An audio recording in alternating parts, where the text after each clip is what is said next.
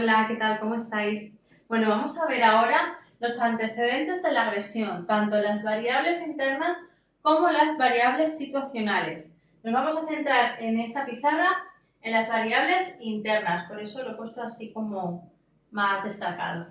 Influencias tenemos, dentro de las variedades internas tenemos las influencias bioquímicas de nuestro organismo o externas a nuestro organismo que nosotros introducimos, rasgos de personalidad y diferencias de género. Vamos a ver cada una de ellas. Las influencias bioquímicas pueden ser, el comportamiento es hereditario y está controlado por procesos químicos en el cerebro y el organismo en general, ya sea porque nuestras hormonas, por ejemplo como el cortisol, la testosterona o la serotonina, hacen un incremento o un descenso de ellas, o porque nosotros introducimos alcohol, cocaína o drogas de síntesis, por ejemplo, entre otras muchas, y hacemos que nuestros niveles también de serotonina, de dopamina, de todas esas hormonas que tenemos, pues cambien. Vamos a ver cuáles son las principales hormonas que hacen que nosotros tengamos una conducta agresiva.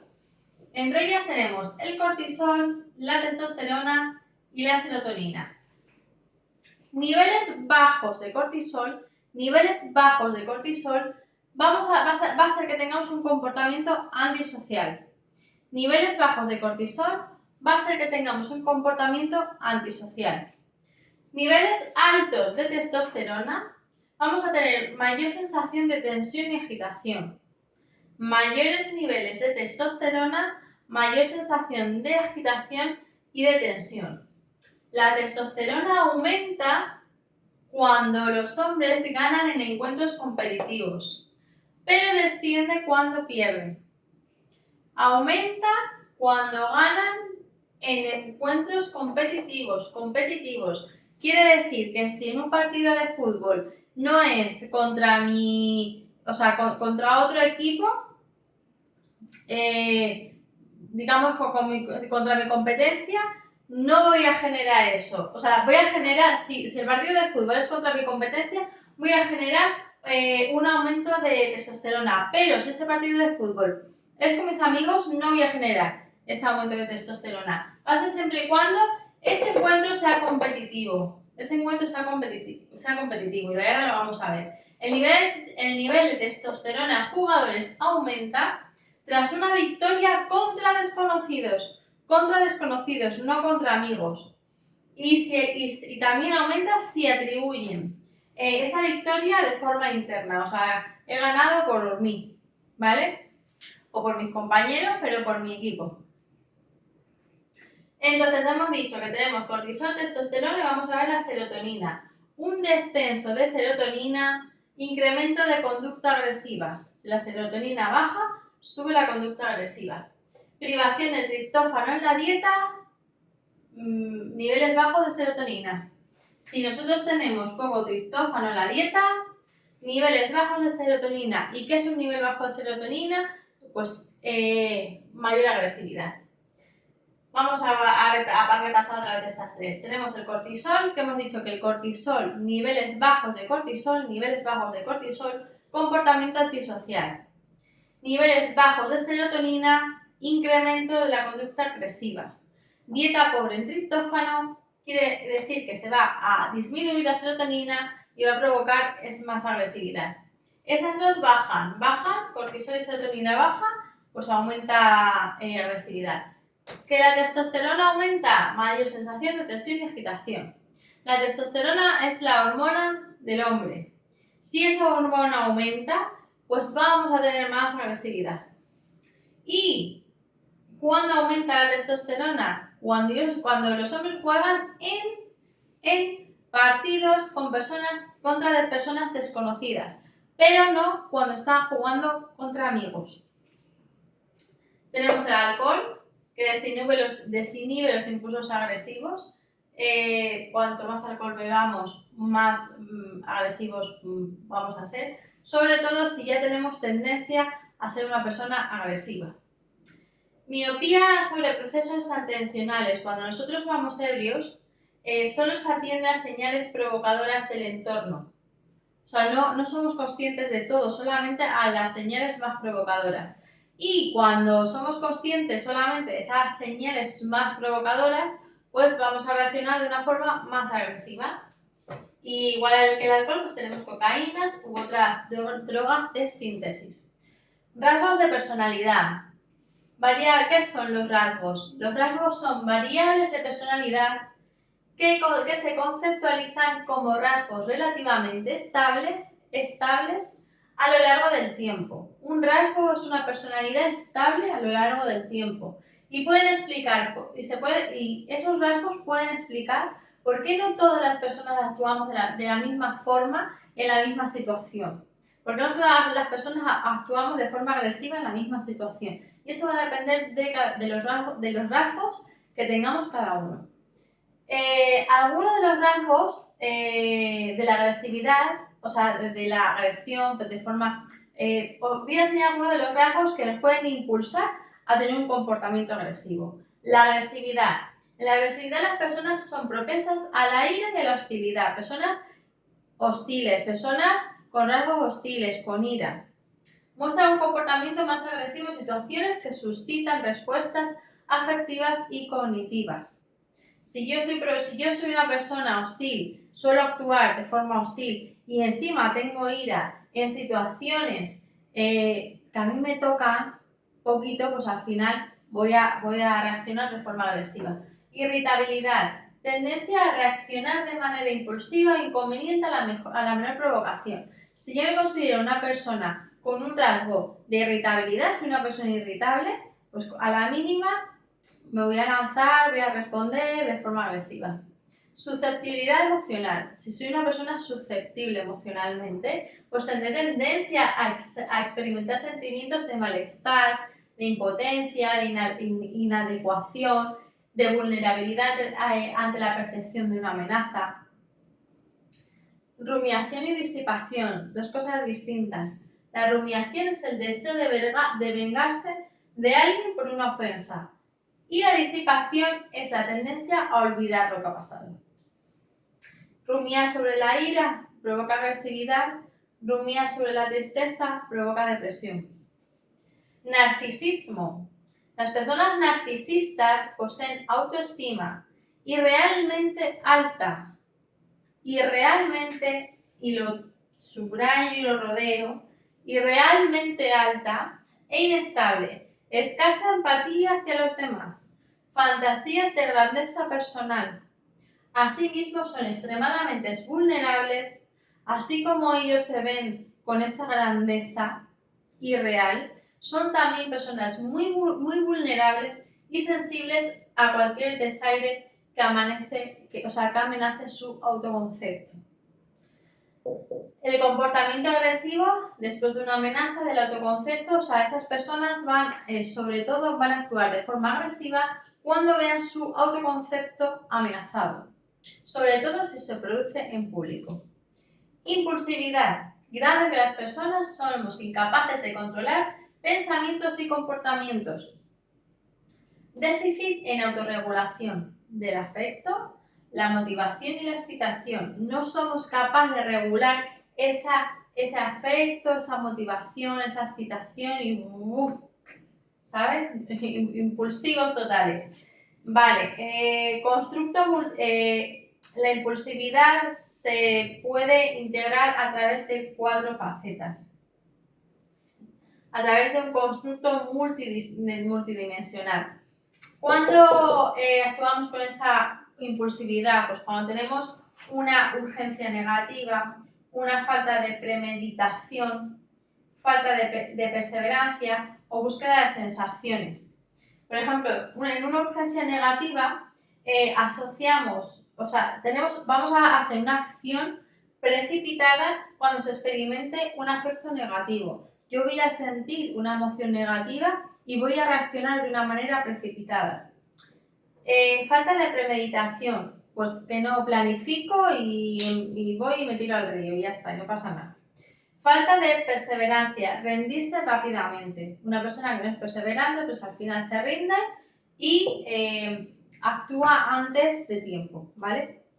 Búsqueda de sensaciones, personas que buscan emociones y aventura, pues ¿para qué vamos a premeditar?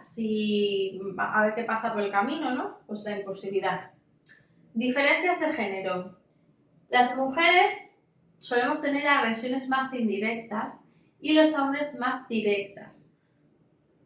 Más directa quiere decir que el hombre a lo mejor es más de, pues voy, te pongo un puñetazo, y la mujer a lo mejor pues lo hace de una forma de otra forma más indirecta. Pues a lo mejor pues hablo a esta de la otra, cosillas así. 2 líneas de investigación explican las diferencias de género y la conducta agresiva. Una de ellas es la teoría evolutiva o sociobiológica, que hace hincapié en el valor adaptativo de la conducta agresiva para asegurar el éxito reproductivo.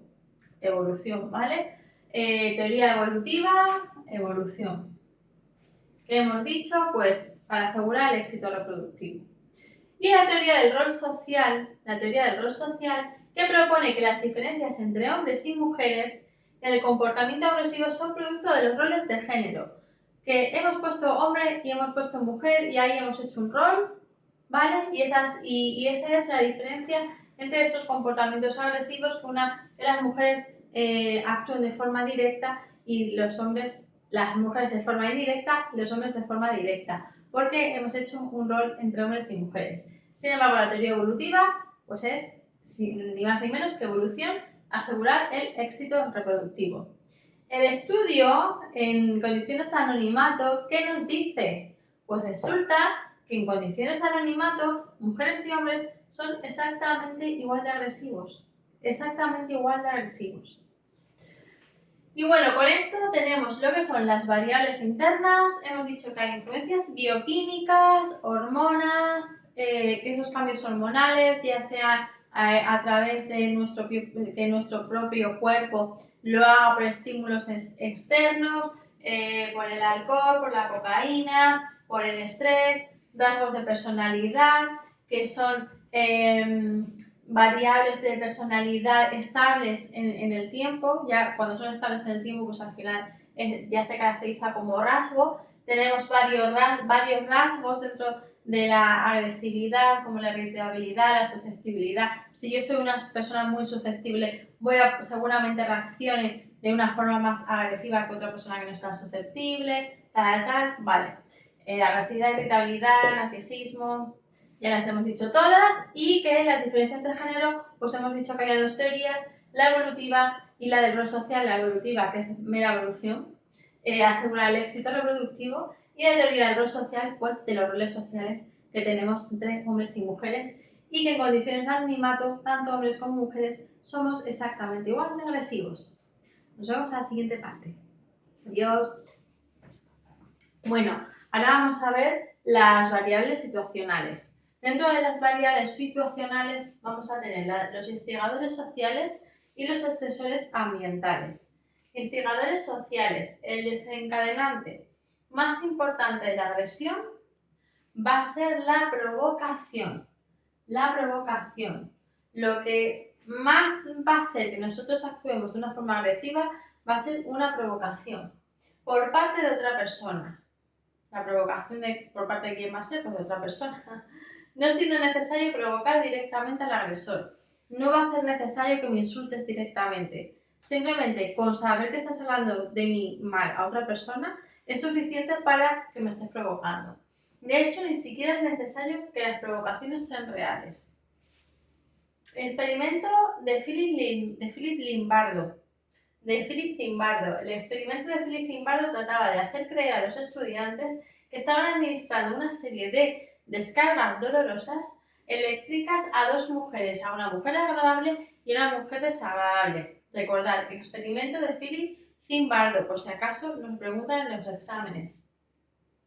Podían oír y podían ver a esas personas a través de un espejo, podían ver si son agradables o son desagradables, pero bueno, pues eso, tenían que hacer descargas eléctricas a esas mujeres. ¿Qué pasa? Que había la mitad de los participantes eran anónimos y la otra mitad no eran anónimos. ¿Qué pasó? Que los estudiantes anónimos administraron el doble de descargas eléctricas a las víctimas y sí distinguieron y no distinguieron entre agradable y desagradable. Sin embargo, los que estaban al descubierto sí que distinguieron entre agradables y desagradables y no hicieron tantas descargas eléctricas como los que estaban en condición de anonimato. Esto no responde a motivación sádica, no significa que esos participantes estuviesen haciendo un acto de forma sádica, sino que era una sensación vigorizante que produce el dominio y el control sobre los demás. Cuando nosotros creemos que estamos dominando a otra persona, eso nos va a producir una sensación vigorizante. Y en repercusión a esa sensación vigorizante que vamos a tener, pues que vamos a dar el doble de descargas eléctricas, que vamos a aprovecharnos de que estamos por encima de esa persona. El experimento de Bandura, agresión, deshumanización. Aquí en el experimento de Bandura vamos a ver la deshumanización. En el de Zimbardo lo que vimos fue que en una situación en la que yo estoy en el anonimato, puedo actuar de una forma más agresiva hacia otra persona que si no estoy en anonimato. Y en el de Bandura vamos a ver cómo deshumanizamos a las personas. Cuando en un instituto ponía una serie de ejercicios a los estudiantes y a los estudiantes que hacían mal esos ejercicios los castigaban. ¿Con qué los castigaban? Con descargas eléctricas. ¿Qué pasó? Que a unos se los llamaron, les dijeron, estos son unos animales. A otro grupo les dijeron, estos son buena gente. Y otro grupo, ni buena gente ni animales, no conocían nada de ellos. A las personas que les decían, estos estudiantes son unos animales, hubo un mayor número de descargas. A las personas que le dijeron, estos estudiantes son muy buena gente, hicieron menos descargas. Y las personas que no sabían nada de ello, bueno, pues las descargas eran más moderadas, más intermedias. La deshumanización puede adoptar dos formas, ya sea animalizada o mecanicista. La animalizada, personas son equiparadas a animales, negándole la capacidad como la racionalidad, la sensibilidad moral o la madurez.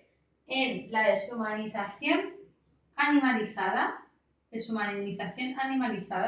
las personas son comparadas a animales. Y en la deshumanización mecanicista, las personas son equiparadas a máquinas, negándoles la calidez, la emocionalidad, la individualidad como herramientas. Se utilizan las personas como herramientas para alcanzar propósitos, siendo las personas intercambiables. Bueno, pues si no te tengo a ti, pues cojo a otra y da igual, no eres un número. Experiencias continuadas de exclusión social son un factor de riesgo a corto y largo plazo para el comportamiento agresivo. Si yo soy excluida de la sociedad de una forma muy continuada, pues seguramente tenga un comportamiento agresivo con mayor frecuencia. Vamos a ver los estresores ambientales, como el dolor agudo, el hambre, el hacinamiento, la temperatura elevada, el ruido o presencia de señales agresivas. El dolor agudo, personas que tienen constantemente dolores crónicos, suelen ser más agresivas, no físicas, no agreden físicamente, pero sí de una forma más verbal. El hambre, cuando tenemos hambre, pues estamos también más agresivos. El hacinamiento, cuando hay esa aglomeración de gente que nos entra ese agobio, pues sobre todo los hombres son más propensos que las mujeres. Por eso a lo mejor cuando vamos a comprar ropa, que hay tanta gente por todos sitios, los hombres que se les agobia ese jaleo, ¿no? Pues esto es. Por el hacinamiento, por los estresores ambientales. Los hombres son más propensos a esos estresores. Temperatura elevada, cuando hace mucho calor, también somos más propensos a actuar de una forma agresiva ante un ruido constante, un ruido que sea incómodo y presencia de señales agresivas. Si yo voy en un taxi y estoy viendo que al lado del conductor hay una pistola, pues probablemente esté como de uñas a ver qué pasa con esta pistola y pueda actuar de una forma más agresiva. Creo que está más o menos claro. Recordar que el experimento de Zimbardo era de las dos mujeres agradables y desagradables que se administraban corrientes eléctricas que a las personas que estaban en anonimato sí que le administraban más corrientes eléctricas a las mujeres que las que no estaban en anonimato.